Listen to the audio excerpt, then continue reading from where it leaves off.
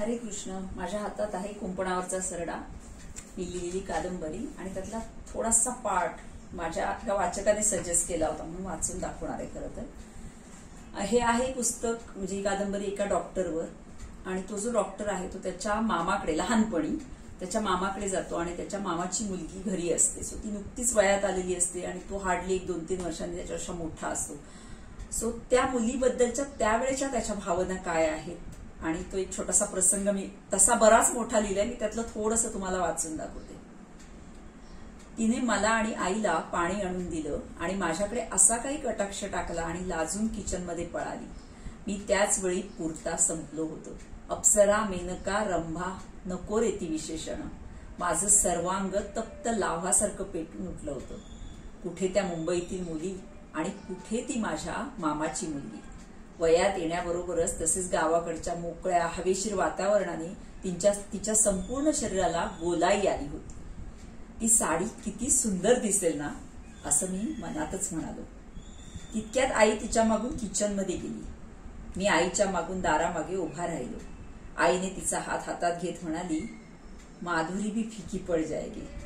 किती सुंदर दिसतेस. मुंबईला शिकायला येतेस का गं?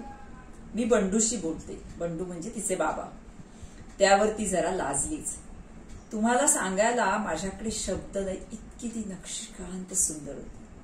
लाजाळूच्या झाडांना हात लावल्यावर त्याने त्याची पानं मिटून घ्यावीत आणि ती पुन्हा उघडण्याची आपण वाट पाहावी ना, इतकं ते सुखद होतं.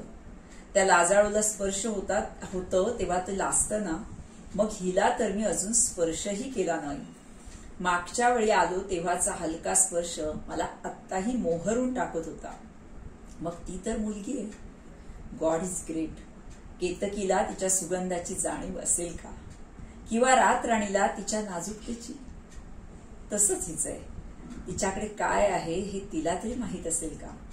तिच्याशी बोलून आई स्वयंपाकघरातून बाहेर अंगणात गेली आणि मी किचनमध्ये एंट्री केली.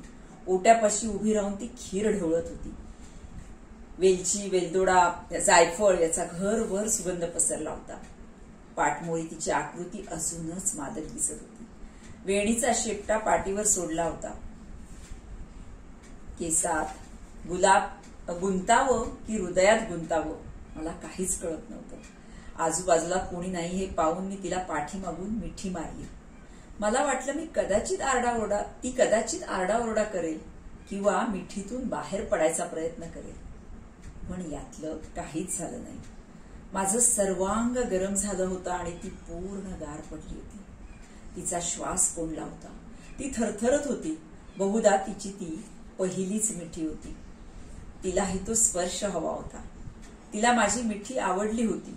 मी डोळे मिटले आणि संपूर्णपणे तिच्या प्रेमळ मादक स्पर्शात विरघळून गेलो.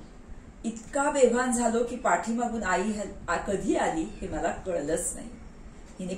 तिने पाठीत एक धपाटा घातला तेव्हा मी कुठे भानावर आलो. तीही लाजून लगेच बाजूला झाली. मला त्यावेळी नक्कीच वाटलं, पण आई माझ्या त्या वयाला समजून घेईल असंही वाटलं होतं. आई एकही शब्द न बोलता मला घेऊन बाहेर गेली आणि म्हणाली, ती आवडते का तुला? मला तर बाबा खूप आवडली, पण आता तुमचा अभ्यास आणि करिअरचं वय आहे. शिक्षण पूर्ण झाल्यावर मी बंडूशी बोलीन आणि तुम्हा दोघांचं लग्न लावून घेईन. लग्न हा शब्द ऐकला आणि माझ्या पायाखालची जमीन सरकली. कारण माझा आणि लग्नाचा काहीच संबंध नाही. प्रत्येक वेळी गाडी लग्नावरच का घसरते, असा एक बालिश प्रश्न माझ्या मनात येऊन गेला आणि मी मनात म्हटलं की मी शाळेत असतानाही कधी प्रेम केलं नाही, पुढेही करणार नाही. प्रेम नाही तर लग्नाचा प्रश्न येतोच कुठे?